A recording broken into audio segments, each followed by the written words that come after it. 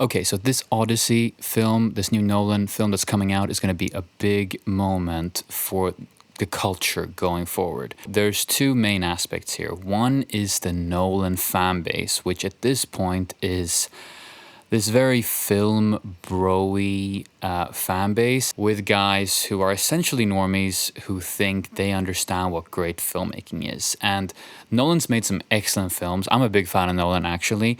Despite the amazing films he's made, I just feel like culturally it's very like millennial. This idea of this like maximalist completionist thing is so out in other parts of the culture, like in music it's not that popular, and in art I think in general it's not as popular. So plus this pretentiousness, like I still meet men in their like late 20s early 30s who think like, no, they're like boomers, they're like, oh, Nolan is, that's real filmmaking, this is how you really make films.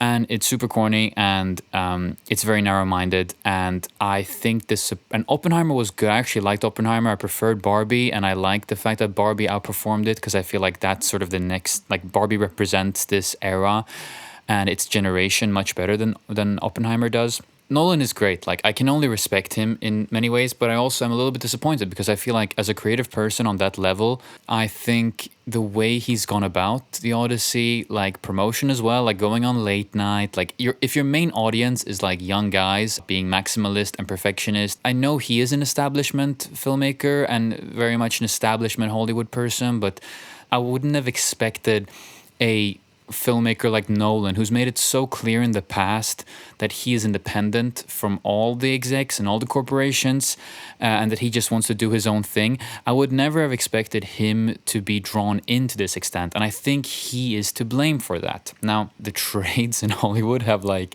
really like underreported on this, and obviously the critiques are like connected to the race swapping and like the way you choose to make a film like this. And again, like I just would expect a filmmaker like Nolan to be a bit more aware of people's critique of this and how we are at the tail end, or maybe starting to approach the tail end of the race swapping, like super, and I hate the word woke, but I'm going to use the word woke, like the tail end of this like woke, quote unquote woke era in Hollywood and in filmmaking. And that's why just in 2026 I wouldn't have expected him to fall into that trap, allowing for these guys again who sort of, I don't want to say like Sargon of Akkad and Critical Drinker are, these guys are Christopher Nolan's main audience, but I think there's a big overlap between like young to middle-aged, or not young to middle-aged, but like young to sort of early adult men who there's an overlap there between that demo, who like are edgy and enjoy Sargon of Akkad's sort of countercultural content, but then they also enjoy like how great Nolan is.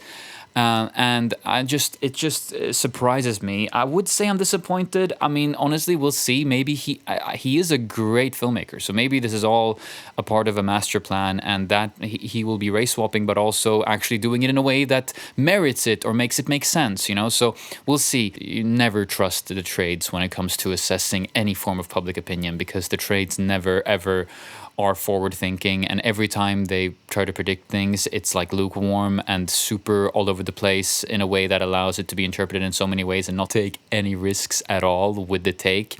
I don't know, maybe the trades aren't supposed to predict things and give hot takes, maybe they should, but in my opinion Hollywood trades are very, very bad at that. I think this film is going to lead to a cultural split, and I think it's going to lead to a lot of discussion, and either people are going to love it because they like it and don't care, or they like it because they support the race swapping and all that stuff, or they're going to, out of principle, not like it. I think that's what's going to happen. I don't think across the board everyone's going to love this. And just as an example, the Barbie film didn't need to do that stuff, and obviously it's Barbie, so it's a film that's born out of this culture and manages to be edgy while also be on point and also like not fall into those traps. Like, I don't know if Nolan's like losing it a little bit, or just became very comfortable, or doesn't really care as much about the fine detail. It's just weird to me how somebody manages to fall into this trap, because I think if you're on the quote unquote street, so to speak, from a digital point of view, like hearing what people are saying and what people are discussing online, and again,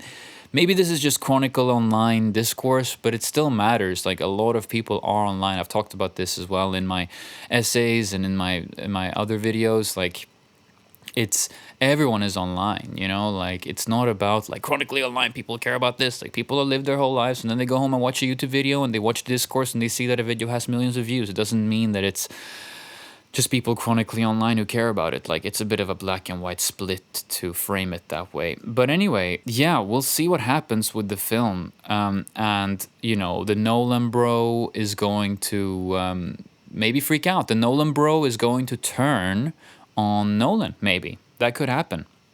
And it's, you know, Nolan, I think, might be a little bit out of touch with the culture, out of touch with, you know, what's cool and what's a little bit punkier and a bit too Hollywood, as exemplified. I mean, honestly, anyone who goes on like late night these days, I just feel like is part of a very old school media structure or hierarchy or mindset, and that's fine, but like this is just a very politicized environment for Hollywood and for late night, and so I would expect somebody like Nolan to tread a little bit more carefully or mindfully. Nolan might have completely fulfilled his uncool transformation here. He might become like really an artifact of the past, really an artifact of like, oh, male filmmaking that is increasingly with like the generation. Like I love Emerald Fennell, you know, like it's so far away from the Nolan stuff. And just on the topic of the whole race swap thing, I don't want to deep dive too deeply into it, but like this like way of this sort of misguided way of trying to fulfill representation, it's just gonna make everyone lose credibility. And I don't know if it's obviously not gonna be like a black and white shift where like after enough years of this being like the dominant mode in certain spaces or in certain forums that it's going to completely shift. It's gonna be like the radio. Like the radio didn't disappear because of streaming or CDs. Like the radio still exists and it's kind of popular. It just morphed. So it's gonna morph. The question is like, to what degree are, I guess, universities in that case, and also in this particular case, like Hollywood, going to lose its credibility? Maybe Hollywood is too like media savvy in general, or just like too natively media, or natively.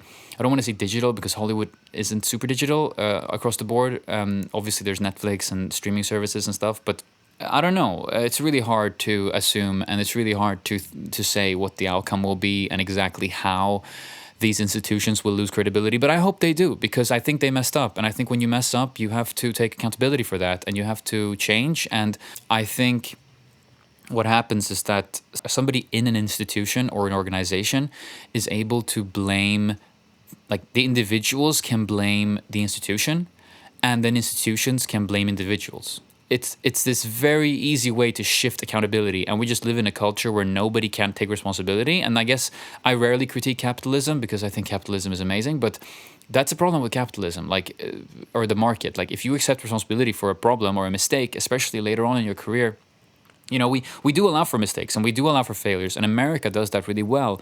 Especially if you're young, if you're like in your early 20s and you have a company and it fails, like that's considered a success. At least you tried, you know, like Europeans don't do that. Europeans don't cheer people on for failing in the same way or trying, you know, it's like, you think you're better than me sort of mentality. Whereas in America they do, which is great. But we need to allow people to make one mistake and still see that they can be successful in other areas. Or like, oh, you have 2 W's and 1 L or something, and still see that as a net gain. So people will just refuse to take responsibility and accountability, and that's a shame. And I wish we could change the culture. It's very hard to just change the culture based on morals. I think every change has to come from incentive. But yeah, that's what I'm going to leave this video on. So thanks for listening, and I hope you enjoy the Odyssey, and we'll talk about it in another video or in the comments.